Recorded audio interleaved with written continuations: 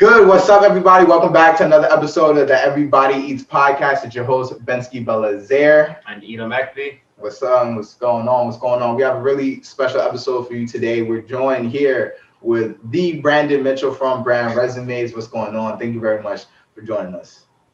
Thank you, man. It's been a pleasure, and you guys are doing excellent work. So just really happy to jump on here, talk about my story and just drop some gems on y'all. Appreciate it. So housekeeping items. Make sure you're following us on all platforms: Spotify, YouTube, Twitter, right? Instagram, Apple Podcasts, all that good stuff. Wherever you listen to podcasts, we are on there. So make sure that you're following, giving us a listen, like, subscribe, tell a friend to tell a friend.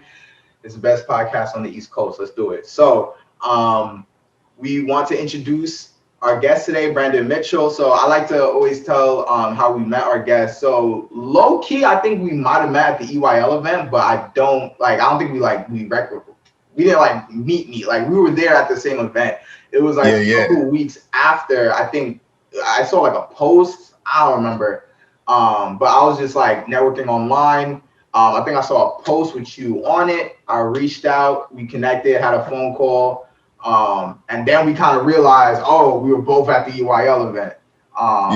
So then that's when we kind of like made the connection and stuff like that. So we've been saying we got to get you on a podcast, and we finally did. So we're ready for a really dope episode. And so that's how we met. So Brandon Mitchell, if you could introduce yourself, what do you do, where you from, and we get the episode rolling.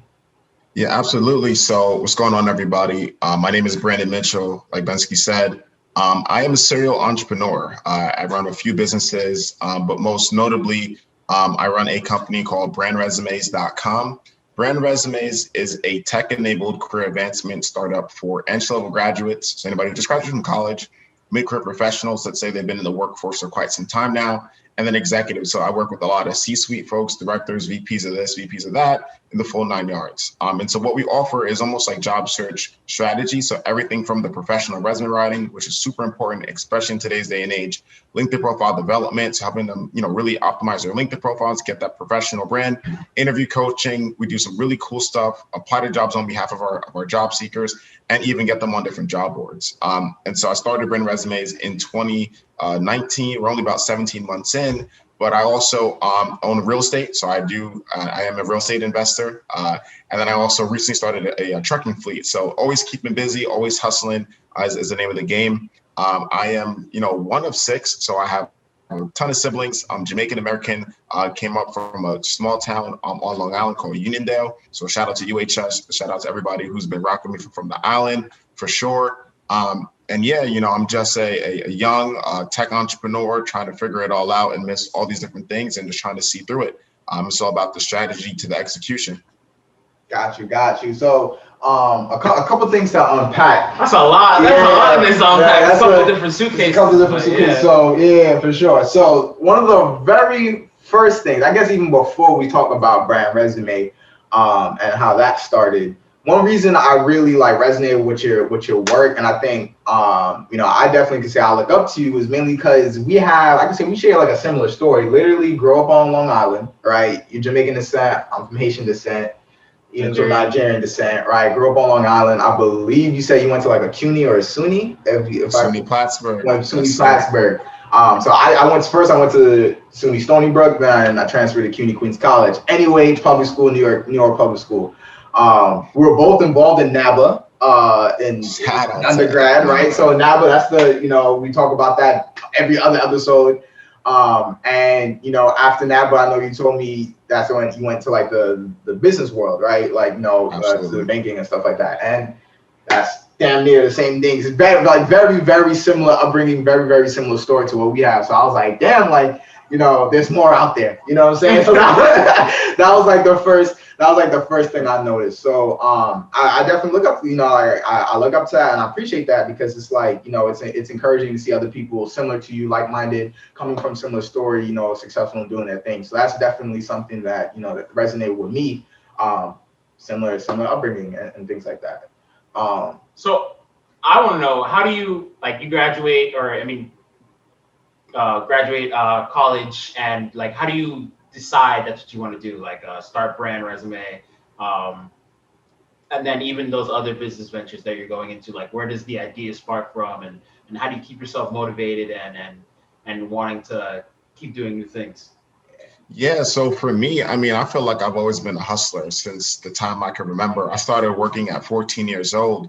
And even before that, when I was like 10 or 11 back on Long Island, in the suburbs, for anybody who doesn't know, I used to shovel snow. So I was young and trying to get those games for them, my Nintendo DS, or trying to get those games. So I really took after anybody who I saw making money because, my parents wasn't just going to give me money just because. They always instilled in me the hard work of going out and get it yourself. So from shoveling snow, I'm talking about the middle of winter, to working at my high school as like a janitor, to working at Dunkin' Donuts, Abercrombie and Fitch. I've been working for quite some time.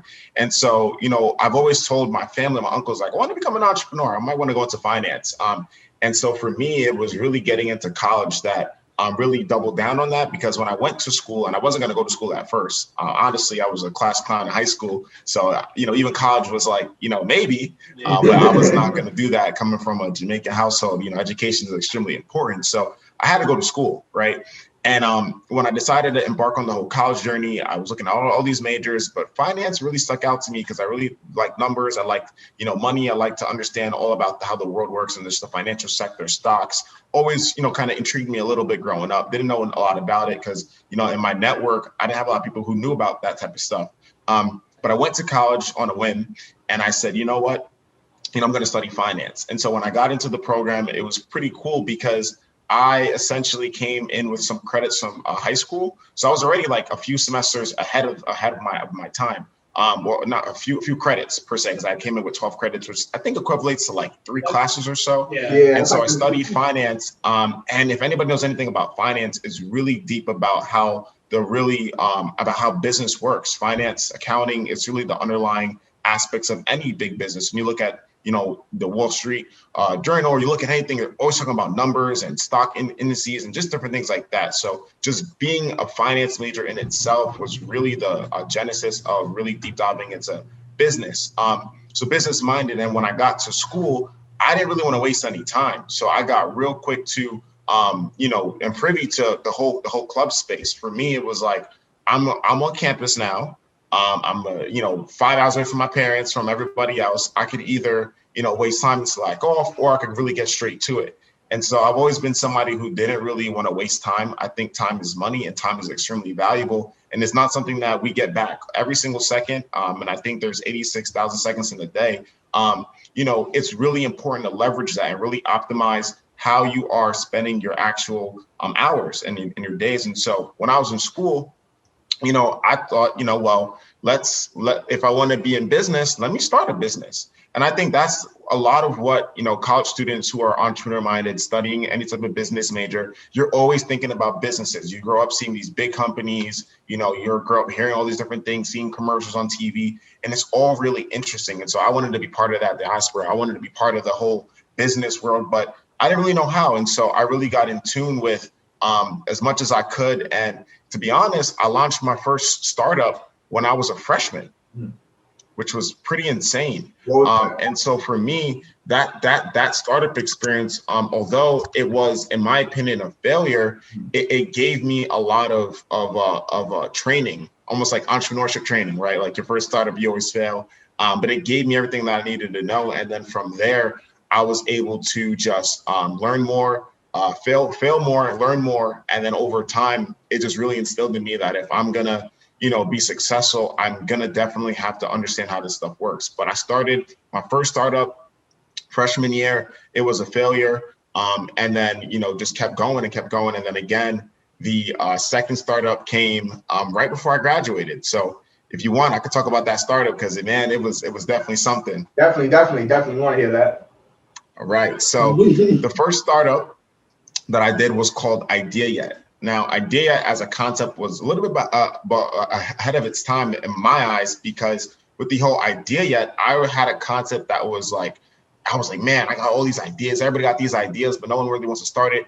Everybody just wants to hold their ideas. But I said, you know what? We should do a social media platform. So back then, I think like 15, I was thinking like Facebook is blowing up. For everybody's on Facebook, that whole connectivity of just being able to search people, find people, talk to people, DM people, it was really intriguing to me. But I wanted to bridge that with entrepreneurship. So I said it would be super dope if we made a social media platform that combined equity crowdfunding, which means that people can come and co-invest in your idea, get a small percentage of equity, but then also be able to grow and build your idea. So let's say you would go on idea.com, create your account, and instead of your newsfeed being just like kind of mind-wasting stuff like Facebook, like the memes and just the nonsense, it will be a curated feed of what you're interested in from an investment perspective and from a thought leadership perspective. So if you're interested in, I don't know, like aerospace, you'd see aerospace ideas, aerospace companies, and people who are trying to put ideas out there. And then as a contributor or as a thinker, which was a user type, you'll be able to actually invest and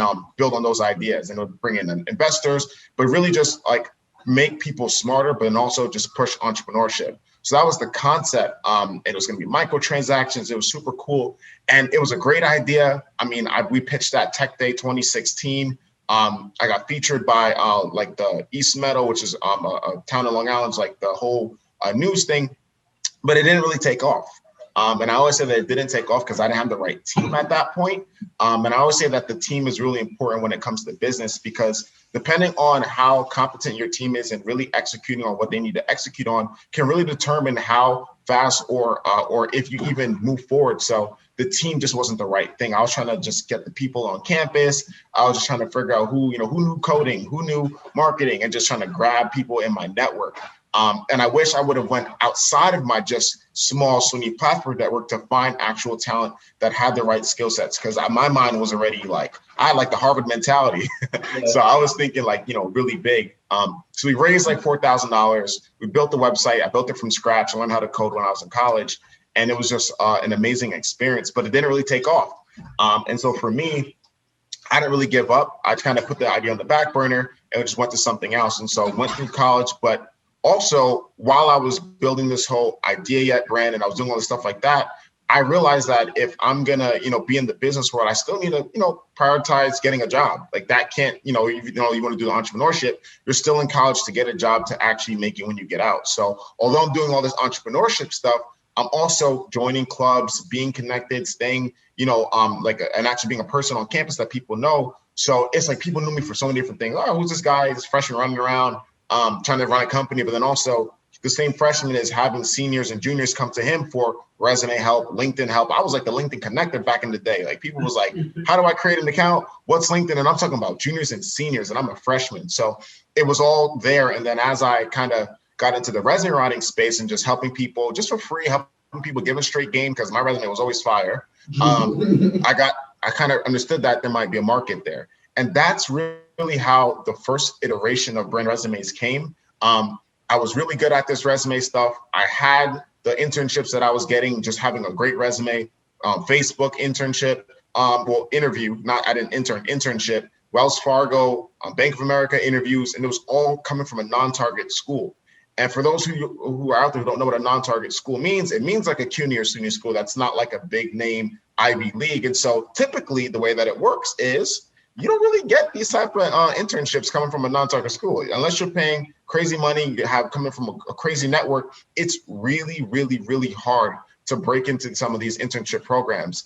But I was getting great interviews. And so it's just a testament to the resume stuff. And, once I realized that there was a market, I just wanted to put people on. So it didn't matter to me that, I was writing resumes for free. I was really trying to put people on, because if I was getting these internships, I was like, yo, all y'all got to get these internships. And I just wanted to be a connector on my campus. And so fast forward, I got the internship at PwC through NABA, went to a conference, the Eastern Regions Conference, got exposed to a recruiter. She loved the resume, interviewed on the spot. They flew me out to New York City from Plattsburgh as a sophomore, did 3 rounds of interviews, killed all 3 of them in New York City. And then the next day on the flight back home, I realized that I got an internship at PwC, did that.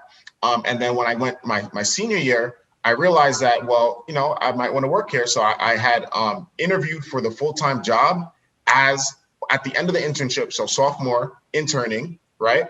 At the end of the internship, interviewed for a full-time job because I had enough credits, got a full-time job as a sophomore, told them I'm gonna graduate a year early. And then in that senior year, after I had the job offer already in hand, 75K starting salary, I decided to launch resumes.co. Because even though I had that job offer already lined up, right, I still was like, I kind of still want to be an entrepreneur. And the last semester of college is when I started resumes.co. And the thing about resumes.co is it was the same concept of Brand Resumes, resume writing company, but the difference was I was targeting the wrong market. I was like, well, I'm gonna write resumes for college students. So I had like packages for freshmen, sophomore, junior, seniors, like $40, $50 here, $60 here. But the thing is that in doing that, I realized that, you know, people weren't really incentivized to buy the packages. Although they needed it, it was just the wrong market for what I was trying to do. And so that was really the start. It really came into life in 2017, right before I had graduated. Got you. So again, so you graduated a year early then, is you're saying? Yeah, graduated a year early from college. Got you. Nah, like that's dope. Cause I was gonna say a lot of parallels every time. So like NABA conference, like that's where I got my opportunity, right? Full time after the internship. So that's why we say don't sleep on them internships, especially if you're in the business world. Don't sleep on them internships. Yeah. Some internships are a gateway to the full time. Absolutely. So definitely parallels there. Resume writing at a point in school, like I had like 4 people a day coming to me, like 4 people in a week coming to me like, yo, can you go over my resume? Can you fix it for me? Send it back. And then a couple times I charged. So I mean, that was pretty fun. But he was talking about we had the same thing. You know, a lot of people would come to us and Betsy had an idea about monetizing the whole thing. So it's pretty cool to see like what if become like an actual thing. So.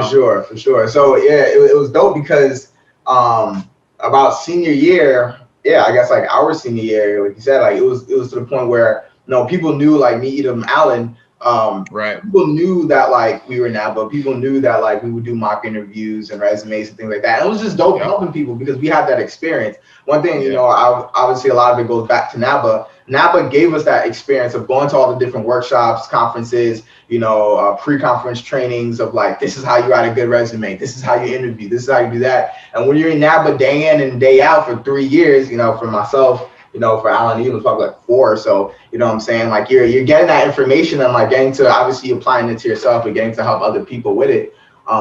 It's dope. It's really cool. It's a really cool opportunity. And like you said, like it's really cool because I had like I had like an idea for it, but then seeing, Brand Resumes as like, like officially, like that's how you really do it is cool seeing that like that idea. It's cool seeing that idea monetized, you know what I'm saying? So because that's absolutely. The first.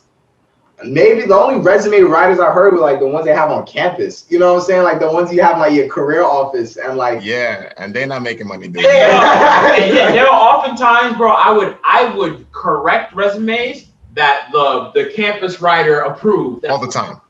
All the time. Yeah, exactly. There was definitely some issues going on with some of what they was providing. So I just came in and it's great to have help, but I always differentiate professional from just like, someone who could just get it done. Yeah. And so I like to consider us in the bracket of professionals where, we are experts in this actual field, all the technical nuances when it comes to the applicant tracking systems, when it comes to understanding the verbiage choice, understanding that even every different industry has different sections that you might put on a resume. What are the different certifications and just how do you articulate the actual content for the intended role? Because working on a resume for an entry-level graduate is so much different than working on a resume for someone who's like a mid-career versus an executive. And then even in those executive ranks, a director versus a senior director versus the SVP versus the EVP, I could go in, it's all different, right? And so it gets really technical in terms of how you can put this stuff together, because at the end of the day, they're paying for you to help them get an interview.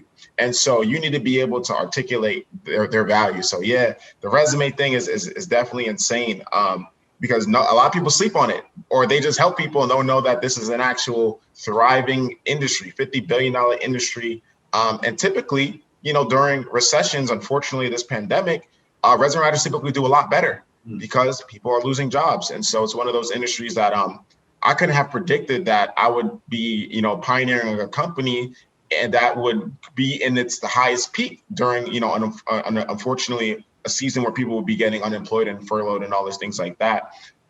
So people would thought I was crazy quitting my corporate job. So we could talk about that in a bit. Yeah. But man, it's been a blessing. Yeah, no, definitely. That's exactly what I want to get into next, because I know you say you started your senior year right before you went full time, but then as you were working full time, you were working on that. And then I remember I asked you, like, when was that point where you said, all right, you know, because if I remember correctly, you was touching six figures like at working corporate, and then you want to go do that. You want to go stop that to go, you know, run your own business. So like, what was that like? Because not a lot of people are even making six figures that young, and not a lot of people are leaving six figures to go. Family ain't happy. Yeah, to go do that. So what was that like, you know, making that choice to say, hey, let me stop doing my career to go pursue my own business? Yeah. So like I said, the resumes.co didn't take off in 2017. Fortunately, through resume writing, got my full-time job at the PwC. So worked there for 2.5 years as a technology consulting associate. So essentially a management consultant. And for those of you all who might be listening who doesn't know what a management consultant is, it's essentially somebody who puts on a suit and a nice tie, or you got your Power Woman's jacket on, and you're going to consult at these big brands. You're going into their corporate offices and actually telling them what to do, and literally driving the projects that they can't fulfill on their own. So they're essentially paying you for your intellect. A consultant sells information and sells the pathway of doing it a little bit more efficiently. So as a consultant, I was going into some of these top companies on Wall Street, really giving them game, top telecommunications firms, and just providing strategy that they needed from a technical perspective. So I've always been in the tech field. And so doing that was pretty cool because I got exposed to so many different concepts. And again, being in corporate world for 2.5 years, you're still almost at that associate level. So I wasn't even like a manager or a director. I was still like, kind of early on into my career. But for me, it was, I always knew that my resume writing idea, although it didn't take off in 2017, I knew it was still golden. Like I always been a firm believer in myself, and I implore everybody to believe in yourself and to believe in your own capabilities to execute and to believe in your own ideas, and #IdeaYet, but believe in your own ideas, because honestly, if you really put in the time and the education and the necessary steps, you can be successful. So what I did is, was working, making this big bank, 23, it was lit, turning up in every city on the corporate card. It was great, man. I mean, 5-star dinner every night, whatever hotel you want. I mean, corporate points out the yacht. It was crazy. So even when you talk about leaving, like, who will leave that? That's like, you don't hit the jackpot, especially coming from, back before college, I was making $8.25 at Abercrombie and Fitch at the mall. Yeah. So now I'm making $40-something an hour only in a few years. It was a whole lifestyle shift. So when you talk about leaving that, that's very scary. But I always knew that I believed in myself. And so for the whole leaving thing, I mean, it was, again, I was an entrepreneur my whole life. So it was like I was working the corporate thing, but also I'm taking notes. I'm seeing how, the partners work. I'm seeing how the directors work. I'm seeing what the managers do and the senior associates and then the associates. I saw the whole chain of command. So I understood that if I left, I would be almost fast tracking to being the partner. What did the partner do? The partner came in, making $600K a year. And all the partner did was fly into the different clients that he had, talk game to the big stakeholder, take him out to dinner, maybe go golfing with him, and then he's out to the next client in another city like the next day. So I saw how the game worked. I saw how these deals were getting done, and I saw how, what it looks like at the top level. So all I did is I said, okay, well, I'm gonna do this for myself, and that's when I started Brand Resumes in May of 2019. And leaving took about, honestly, 5 months, because I didn't quit my job until October 26th. So in that 5 months, I mean, it had to have been explosive, and it was. First month, we made like $4,423 that first month. And I knew it down to the penny. Mm-hmm. And then the second month, we made like $10,350 something. And then in the third month, we was at $15,000 in sales, all while I'm still working, going to work. Yeah. So it was just real crazy to see the business take off while I'm still working my 9 to 5. Yeah. I was going down into Wall Street, I was straight to Wall Street every day, working at one of the big banks. And I was just still running my company while I was there, while I was doing everything. And so for me to even quit, I needed to see consistency in my business. And I implore everybody who is thinking about quitting their job or quitting their job, in the near future to really look for consistency in the business, because some businesses are seasonal, right? So you got some businesses that, it'll just move with the different season or different trends. And again, every business has peaks and troughs. So your business might be up for a little bit. Now it's not doing so great, depending on the time of the year, depending on the customer type.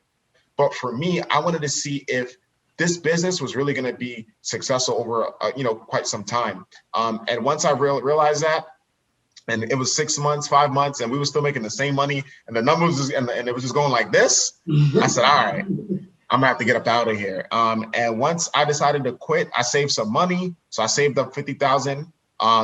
I got some certifications. I bought my real estate investment property. Just so if anything were to happen, I had a consistent income coming in from something, because you never know. You could be making $25,000 one month, and the next month you're making $1,000. Yeah. So I was always like, let's plan. And then I said, I'm pulling the trigger. Email my manager, like, yo, it's time for me to go. And they was like, man, we're gonna promote you. You're doing so well. But it was that time to get up out of there, and it was the best decision that I ever made. That's not easy. It's not, but I'm thinking, and a lot of things you said sound really advanced for your age. Just thinking on so many levels. It's like everybody else around you is playing checkers and you're playing chess in terms of watching what's going on and just always like on your feet, like alert and ready, kind of like a fight or flight kind of sense in terms of you're always looking ahead, you're watching your surroundings, see how things work. And that's something that's I think it's a lot of parents tell their kids at a young age, too young maybe to get it, and then here you are at 23 or so, like, probably writing stuff down, watching, looking, and like just keeping things in mind to go and put that in your own life. So it's pretty, and the I don't know the expression, but here it is the fruit of your labor. And another expression is you spend your 9 to 5, I think it's to pay the bills or something, and then your 5 p.m. to like whatever for like the rest of your life. It's something like that. 6 to 10. There you go. 9 to 5 funds the 6 to 10. There you go. There you go. Sure. I've heard so many iterations. Yeah, there you go. No, for sure. And that kind of reminds me. I remember when we had a phone call, kind of like when we first met. You told me something that I kind of stuck. You were saying that like during that time you were at, you're working your career. And you said that you were watching how the partners, the directors, managers work. You're like, yo, like pay attention. You told me like pay attention to, everything that you do, from your project work to your production work to how your employees, how they interact, how they move. And you're pretty much telling me like, take note of all that, because all those are like, skills and things that you could transfer to your own business. Absolutely. And I think at the time, when we first spoke, I was just a couple months into my job. Now I'm a little bit more past like a year. And things are starting to make sense and starting to apply, more to running my own business. You know what I'm saying? I think the biggest thing for me is seeing systems, everything like, a lot of these big companies, they got systems and processes, you know what I'm saying? That's how they get these tasks done. And obviously a team, you know what I'm saying? I think those are probably the big 2 or 3, if you want to consider a system and process the same thing. But those are the big things that move a business forward. When you got a good team of people and you got a good system/process of how to get, tasks and things done. So that's something that I remember, like you told me that back then. And I've been trying to keep that, in my head while I'm doing my, everyday work, doing all my project work, going to the meetings, just seeing like, how does it flow? How do they, get things smoothly? How do they get these complicated tasks done with a team? You know what I'm saying? So different things like that. I think people, if you're starting a business, thinking about starting a business, even not, and you're just working your 9 to 5, like keep in mind how that stuff works. I think it's really helpful. You know what I'm saying? You never know how and where it can apply. What I like to say is that if your business does not have systems and procedures, you have a hobby. It's a fact. Say it again, one more time. Honestly, it's true. If your business does not have systems and procedures, you're running a hobby. You don't have a business. And quite frankly, I'm sorry to break it to you, but to be honest, real businesses, how they thrive and how they grow is they have consistent processes that are repeatable, and they scale them through automation, and they put people in position so that things can get done, right? again, you can't have a one-man show for forever. You definitely need to scale up, and you need to understand that if you don't have the talent or the skill set or the capability, outsource the talent. Don't be afraid to give 10% or 5% to somebody else if that's going to take, 5, 10 hours, 15 hours off of your week. So a lot of times people are in the mindset that they got to do everything themselves. They got to touch everything because it's their baby. It's so close. But the biggest companies, like, they have teams of people just doing certain things. That's why they have an accounting department. That's why they have a marketing department. That's why they have literally, a sales department, a legal department. All that matters because you need people in position to get the job done. And they got the one person at the top that's just orchestrating and watching the whole thing, right? And so it's all about growing and understanding what are the different business functions. And it's something that people don't really think about. But there's a reason why different departments exist within a company. It's not for no reason. Smart people put together what a successful organization looks like. And I always say that success leaves receipts. So you just got to follow the blueprint. That's it. Fact. Boom. That's a fact. I think that's a great way to end our first segment. But nah, like that's a lot of gems. That's a lot of gems drop right there. So if you guys listen, and make sure you're applying this. This is some really good stuff. So all right, segment 2, Everybody Eats Podcast. We got the quote of the day. Eden will say the quote. We'll try and guess who said it, and then we'll just say our interpretation. So sure. So quote is, don't be afraid to close your eyes and dream, but then open your eyes and see. So don't be afraid to close your eyes and dream, but then open your eyes and see. So the rapper who said it, I'm gonna say it sounds like a lyric. Nah, it's a quote. Rapper is from New York, specifically Harlem. That's all I'm gonna give. A rapper from Harlem. Dave East? Rapper from Harlem. Old rapper or young rapper? Older, I guess. Older, yeah. Older. Man, this gotta be a business-minded rapper. Hold on. I don't know. Older from Harlem. Harlem rappers, I'm thinking like ASAP Mob. Is that a T.I.? Nah. I ain't giving no more hints. That's all y'all get. All I'm thinking is either ASAP Mob. Is either ASAP Mob or Dave. I mean, you were close to what you said. You said business minded. So I'll that's another good hint, I guess. Nah, is a Nas from? Nah, he's not from. Nah. Harlem? Hold on. From Harlem. I think that's what Google told me, but I don't know. Sheesh. I don't know. Really, it's not hitting. All right, so he has sons. What does that mean? This artist has sons. Oh, artist has. Yes. Also in the industry. Yeah. It's not Diddy. You got children. Also in the industry. Nah. It's a hard one. I'm gonna feel dumb when I hear it. I'm gonna feel dumb. He just said not Diddy. I'm like, oh. Oh, it is? Yeah, King Combs is Diddy's son. Oh. He goes, yo. That's good. You me? No. I was on it. That's crazy. Say it one more time. I'm like, he said not Diddy. Don't be afraid to close your eyes and dream, but then open your eyes and see. Got you, Diddy. Oh. He's from Harlem. I was thinking Diddy. I didn't know he was from Harlem. Yeah. Learn something every day. Everybody's podcast. There we go. I think that's dope. That's I think it's a dope quote, right? Like, when they say don't forget to remember to close your eyes and dream. Like, yeah, it's okay to have dreams, goals, like, with Brand Resume, right? That was a dream that you had, or that was a goal that you had, or like an idea that you had, whatever you want to call it. But you gotta open your eyes to make it happen. You know what I'm saying? Like, kind of goes back to the whole, like, the biggest thing. Yeah, everyone wants to talk about manifest, you know what I'm saying? But it's like, all right, it's cool to manifest and say it, but you got to put the action behind it at the same time. You know what I'm saying? You don't just dream about having a resume business and it happens. No, you got to put in the work. You don't it was a lot of work. Podcast, clothing line, a fleet, real estate, all that good stuff. It's cool to have all those dreams and aspirations, but you have to take that first step. Open your eyes, drive, and make it work. Exactly. So make it work. That's my interpretation. Or else you always got your head in the clouds. You always daydreaming, So yeah. So you gotta open them up. Yeah. Gotta work. Gotta go hard and get it by all means necessary. all means necessary, for sure. All right, one more time. All right, one more time. Don't be afraid to close your eyes and dream, but then open your eyes and see. Gotcha. By Diddy. By Diddy. All right.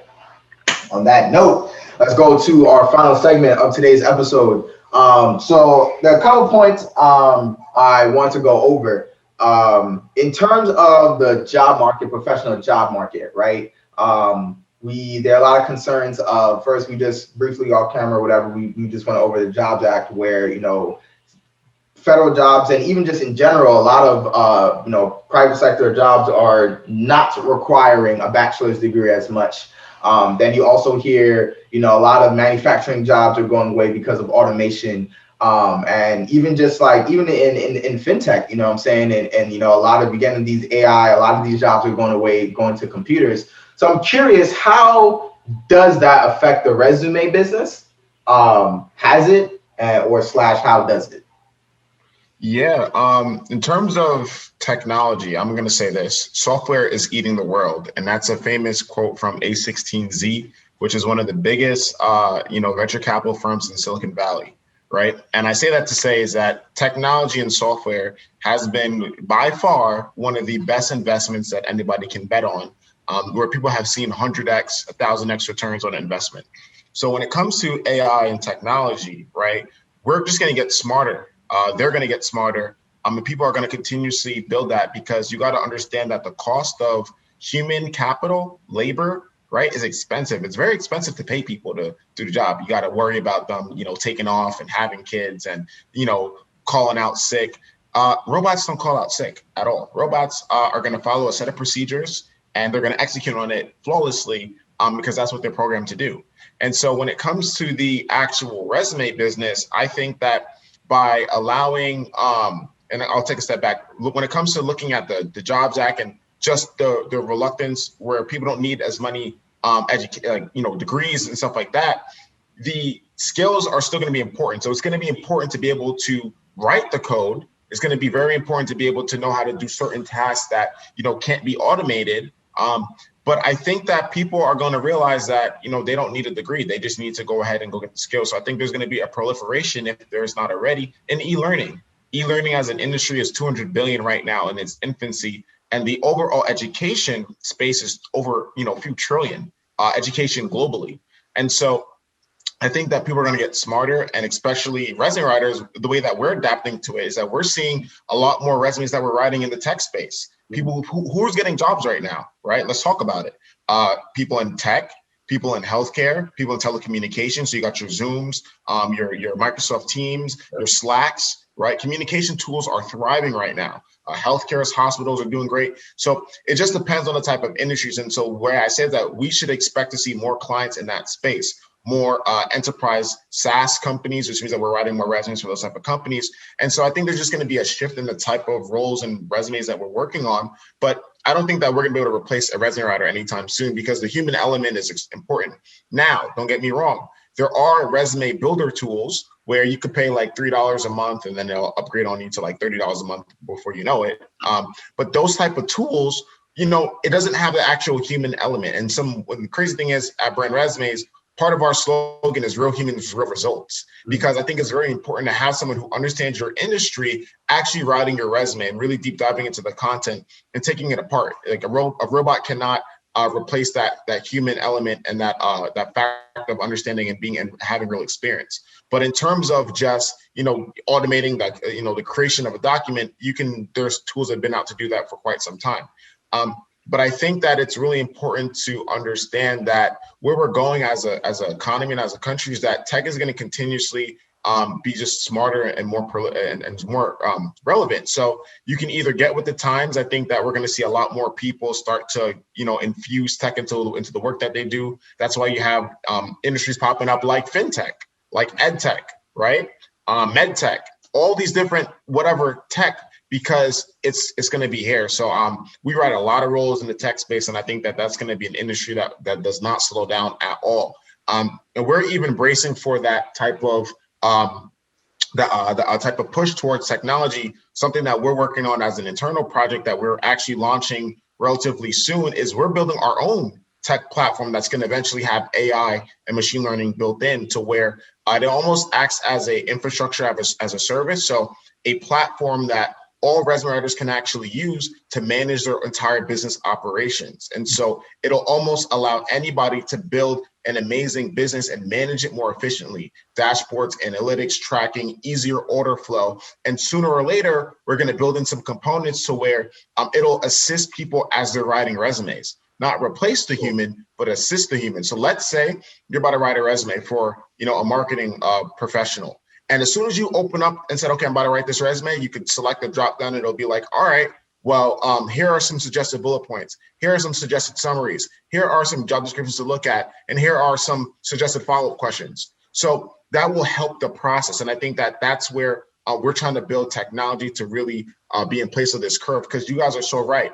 Tech is coming and the AI can definitely, disrupt businesses. But as long as you start to build the tools to stay ahead of the curve, then you'll be fine. So aside from, writing the resumes and killing it in that space, we're also building technology for resume writers as well to stay ahead of the curve. So we're doing it and tackling it from both sides.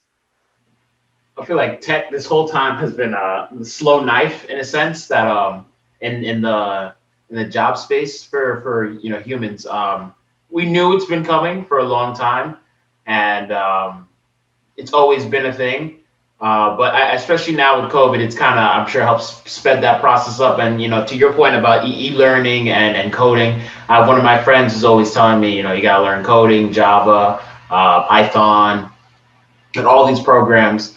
And on top of that, so many times during quarantine, like we're in November, so it's a while ago, but it's like 6-7 months ago, I saw so many program, directories or websites were offering free coding classes. I think Google was it Google? Google was offered one. Google offered, I think, free coding. Masterclass at a point was offering to college students free year subscription for $1. So definitely a lot of e-learning and all that stuff is popping up. And I had a conversation with my brother actually like a week ago. I personally think the tech space is kind of becoming a lot more like learning trades, in the sense of it's like you said, it's another path rather than go to college.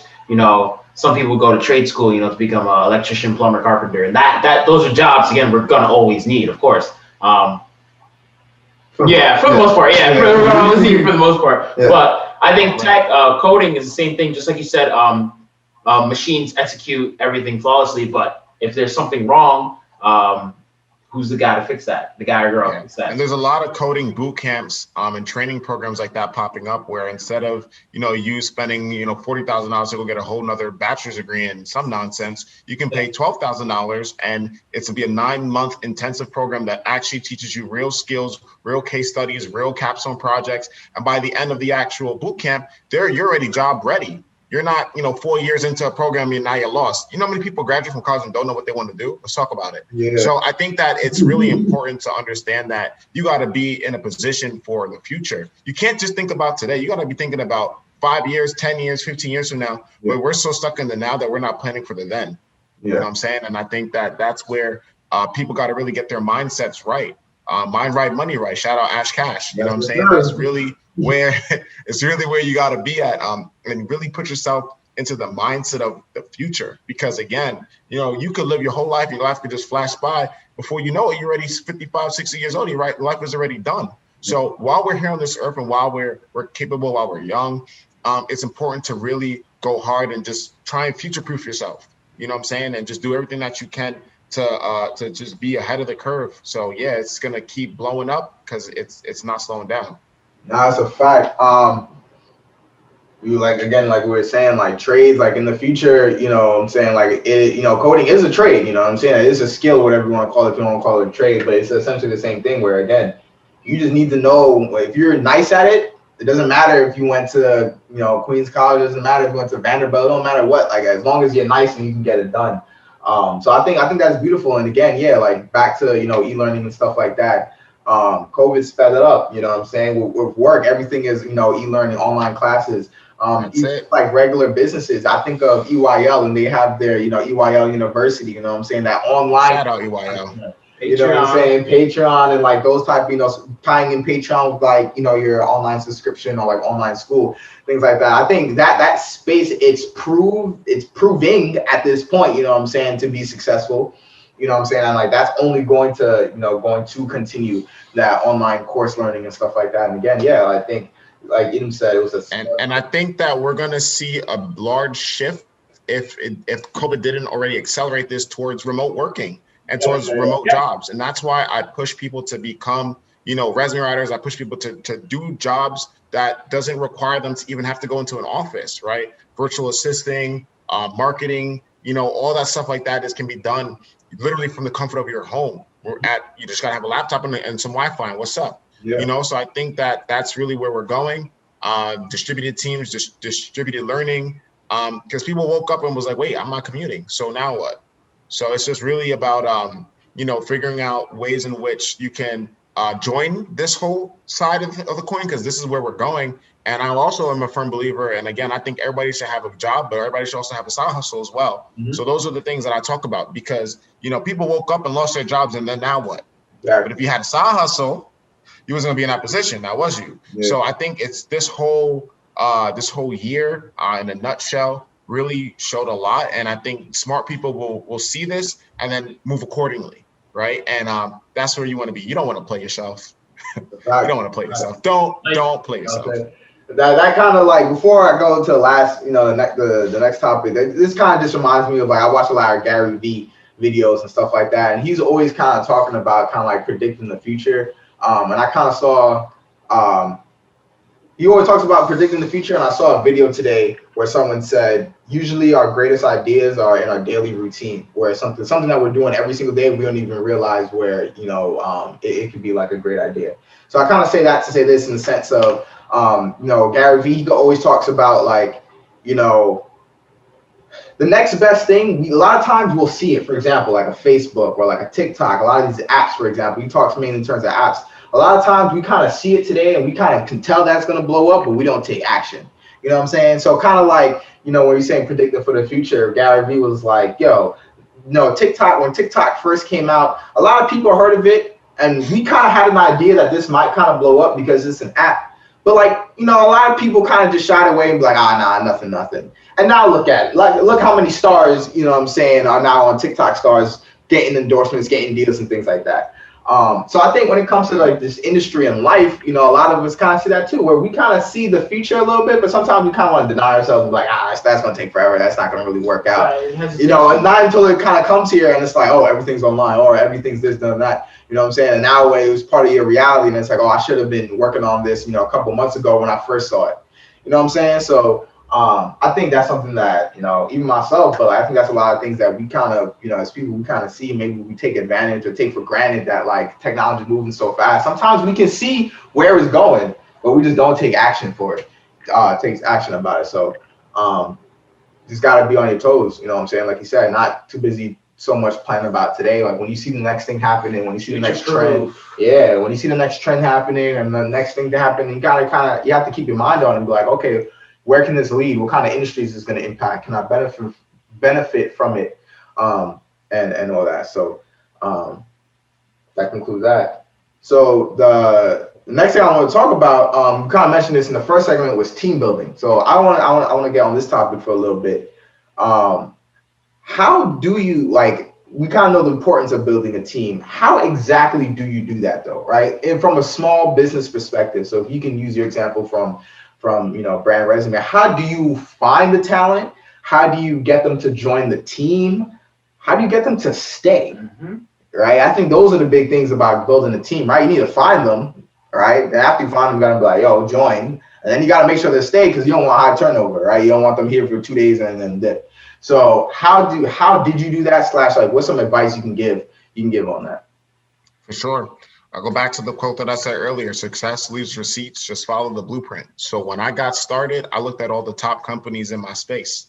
I looked at the people who was doing it at the highest level. So I overanalyzed the crap out of those companies because I wanted to see who they had in position and who was executing on the roles that I didn't even know I needed to have yet. So I was going into their websites, understanding what their business model looked like. I went into those websites, I looked at all their marketings. I went to all their social medias. I had literally a list, a matrix of every single company by 13 different attributes. And I wanted to understand what every company was doing, because I wanted to understand how I was going to be different. So before you talk about all that, let's talk about being different and making sure that, your business is, going to be slightly different than everybody else, so that you have your own unique value proposition. And you know why you're in business, right? Because again, if you're just copying somebody else, then that's not going to last for too long.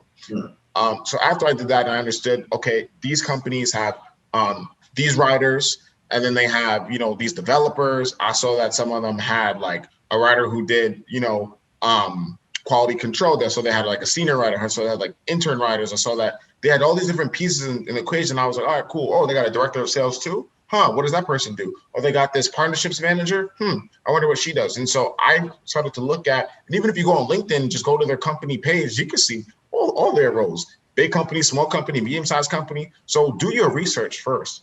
Actually analyze these companies out there, because you can learn a lot by just looking on LinkedIn and just Googling and trying to put the picture together and how they became where they at. If you want to go even deeper than that, you can go to even the people at the different companies and reverse chronologically look at how they even got to who they're at today. So go look at the CEO of one of your competitors, go on their LinkedIn profile, and you can even see how they got to CEO. What was the role before the role before the role before the role? So you can understand, how they got there. But after I kind of deep dive and did all that research, I said, all right, well, I'm doing marketing.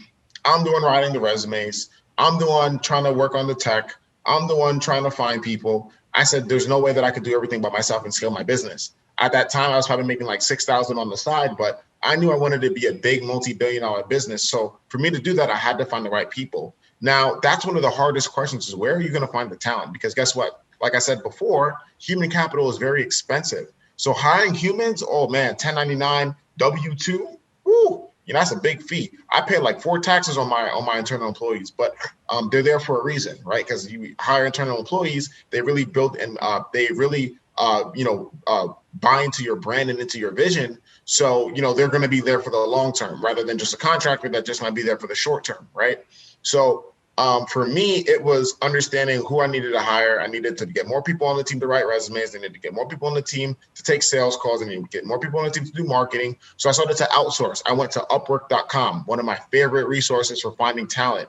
Upwork really allowed me to find talent at a very effective cost. Now, at the end of the day, these people were freelancers, right? So it's a platform to find freelancers. It connects people who are looking for talent, and you can get anything from virtual assistants to people to do your marketing automation, to people to do, writing resumes, to people to do sales. You can find anybody on Upwork. And guess what? You can filter for US or foreign. So I was looking for cheap talent. And my thing is, I interview everybody. Send me some samples of your work. Let's talk about it. So after I review the samples, that's how I bring on people. I don't just hire people just because their bio looks good. Someone could wrote that for them. Who knows, right? I write things for people all the time. So, I always ask people for their samples. And after I kind of go through people's samples, and whether it's, a more technical thing, I might say, hey, do this little quick project and let me see it. Because you don't want to just bring on people to your team, because you could actually, waste a lot of time bringing on the wrong person. So went to Upwork, did a whole bunch of searches. I hired a marketing automation person. She did all my marketing workflow campaigns. I just built out the copy, gave it to her. She plugged it into MailChimp. I found some resume writers on Upwork. I started to say, okay, well, I'll pay you this. And people was like, I need you bring in the orders? I'm like, yeah, I'm bringing you the orders. You just do the job. Boom. Started bringing on resume writers. And so for me, I just needed to understand and find the talent that I wanted to hire for. And I just went and found it. Now, Upwork is great. You could also try and get interns, which is a very effective strategy. Man, I know somebody in my network who's a millionaire. She got 8 interns. So you can leverage interns as well. There's some different strategies out there, but just go and find the right talent and you'll be successful. Just make sure that you have things for them to do. Because what you don't want to do as well is you don't want to bring on people and don't really know what they're going to do. Have real job descriptions. And this might sound lame, but go write a job description, because it will make it very accountable for what they need to do. The expectations will be there, and you need something to track performance, right? Even though you're a small business, think of yourself as a big corporation. You need to be saying, okay, if I'm gonna bring on this marketing analyst or this marketing coordinator, this person's going to do this, and these are my metrics for success. So every 6 months to a year, I'm having a performance discussion with you on how I feel like you're performing, and I do that with my team. So those are the things that I think is important to implement. Performance reviews, implement all the stuff like that. And although these might seem big concepts, but even if you got 2 people on your team, you should still be trying to make sure that they're doing projects that are going to advance them and challenge them, but then also that you are measuring their performance. So everybody goes through quarterly performance reviews on my team, and we keep it real cool and clean like that. But that's how I really did it. I went and I found the talent because I knew that I didn't want to do everything by myself. I was spending too much time, and I'm more of a strategy guy. I'm more of a product guy. So I'm like the visionary who got the vision and could really get into the weeds and will manage the whole thing moving forward. But I realize that it doesn't matter if I lose 5% here or 18% there. If I'm still profiting at a nice margin that I feel like is going to be good for me, I don't mind putting people in position. And Gary Vee, that I was talking about a little bit earlier, said a very powerful quote to me when I was starting my business. What he said was 99% of problems in business can be solved by hiring somebody. I've heard that. And that stuck out to me because once I started putting people on my team, things just started moving because now I'm not doing it and I'm just checking work. And it's a great position to be, to just check work and make sure that people's doing, what they're supposed to do. And if you don't like it, do it again, revise it, re-edit it. And that's how you move forward. You don't move forward doing everything yourself. You got to put people in position if you want to move forward as like a unit. So those are the small things that I did when I was getting started. And again, we might still be small, almost $500,000 in revenue for sure by the end of the year. But, we're still learning and growing. But these are the things that have made me successful in just a short amount of time. And that's why I believe that we're going to be a multi-million-dollar firm real soon. That's a fact. And I think that goes back to learning what you can at these corporate jobs. When you're talking about quarterly performance reviews and things like that, finding talent, job description, all that is stuff that when you go into these big four, when you go into these business firms, business companies, that's what they're doing. That's what they're practicing. You know what I'm saying? Every 2 weeks, I got to meet with my manager. Every few months, I got to get a performance review. Every 6 months, we got to break down, how was the first half of the year. At the end of the year, you got to do the full year review. You know what I'm saying? It may not be fun sometimes, but honestly, if you really take a step back out of yourself in the whole situation, that's the blueprint. Like you said, those are the receipts. That's that's how you get results. That's how you work with others and things like that. So even now, you saying that, it's like really making me think like, okay, how can I improve? How can I apply? And things like that. So again, that's stuff that you can get. That's experience that you can take from one job and bring to yourself. And I love seeing that it worked for you.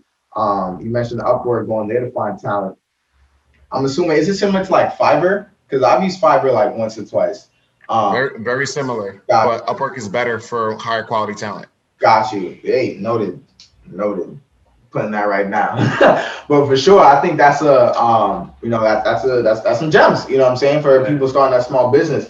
That kind of reminds me. We just had an episode maybe last week, 2 weeks ago with Love from Culture Vegan. She's she has a vegan cafe out here in Virginia Beach. And she was talking about how, putting trust in her coworkers to have them do the job, so she doesn't do everything herself, so she doesn't have to micromanage, so they can take care of it while, she's more, overseeing and things like that. Right. And, she's doing it from a vegan cafe perspective. You're doing it from a resume perspective. So it doesn't necessarily matter what exactly industry or job they're in. These are things that can apply.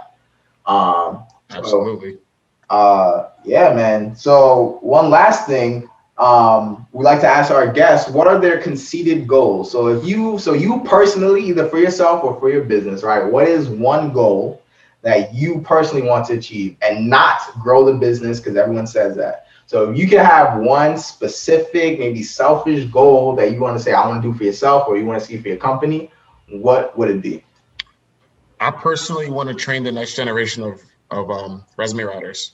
I want to be the person who leads the industry. And that's why I, decided to, really take some time this year to really think about my success and my journey and put together a course on how to kind of get into this field. Because for me, when I was coming up, I didn't really understand. I didn't even know about this business or this field at all. It came to me when I was in college. So my selfish goals, I want to train a lot of people who look like me, who don't look like me, to get into this space to be very successful, because there's a lot of room for everybody to, build and grow and thrive. So selfishly, I want to be the number one, portal to get people into this space and be able to make money and thrive and either, run their own multi-million-dollar, six-figure resume writing business and company. So that's my selfish goal for sure. That's a fact. That's a fact. Love to hear it. And then lastly, so either one, you can pick a song you've been listening to a lot lately, or a song that can describe your incredible year and a half, not even since 2013. So probably like your long journey. So any song that can describe it. One of the two. I mean, I'm definitely a Roddy Ricch fan. Got you. That's my guy. So I just gotta say, my song Every Season, man. We really be balling out every season. Balling out every season, right? Definitely will add that. We're here for it. We ain't slowing down at all. This train is going. That's a fact. All right. So on that note, before we conclude, any final points, Brandon? Any final points? Any last? Yeah, I would just implore everybody to reach out. If you are thinking about, transitioning jobs, getting into, some new employment, if you've been furloughed, laid off due to COVID, we can definitely help you out. I'm an expert in the resume writing field. And, if you are interested in becoming a resume writer, last week I dropped my flagship course to teach people how to get into this space of resume writing, everything you need to know to really jump in and make anywhere from $1,500 to $4,000 per month, just starting as a new writer. It's a really intensive course, dropping all the gems and tools, everything that I used when I started, plus what I'm still using now to be able to make money. And I think that it's an amazing opportunity. Writing resumes is super simple. You could do it from home. There's a lot of people out there who's helping people and not getting paid for it. So if you really, think and you're looking for something to do and looking for another stream of income, tap in with me, DM me, click the link in my bio, I got it there. And just follow me, Brandon _ the resume guru. I'm always pumping out content and trying to, push the agenda forward. For sure. So I was about to say next, how can people reach out to you? What's your website and all that information so people? Yeah, definitely. So Brandon _ the resume guru on Instagram. The website is www.brandresumes.com. We're everywhere. LinkedIn, you can add me, Brandon Mitchell, PNP CSM. Those are my certifications. And just definitely tap in with me. Follow the company at Official Brand Resumes, and just stay tuned and just see what's good. See what we got coming next. We got a lot of things in the funnel. That's what's up. Love to hear it. Anything? I'm good. All right. So on that note, man, thank you very much. We just had a very insightful, educational episode. I really love it. Love to see another brother doing it. And again, very similar upbringing, very similar story. So it's very inspiring for myself to, see what the possibilities are and see people like me, people like us, killing it and doing all that. So, proud, thankful for you to, coming on today's episode, for you guys following. Make sure you listen on all platforms, YouTube, Instagram at everybodyeats.pod. On Twitter, we're EBE pod on Twitter. Make sure you're following us on all platforms, snippets, episodes, all that good stuff. We'll be on there again. Brandon Mitchell, thank you very much for joining us this evening. Thank you very much. So we'll see you next week. Peace. Sure.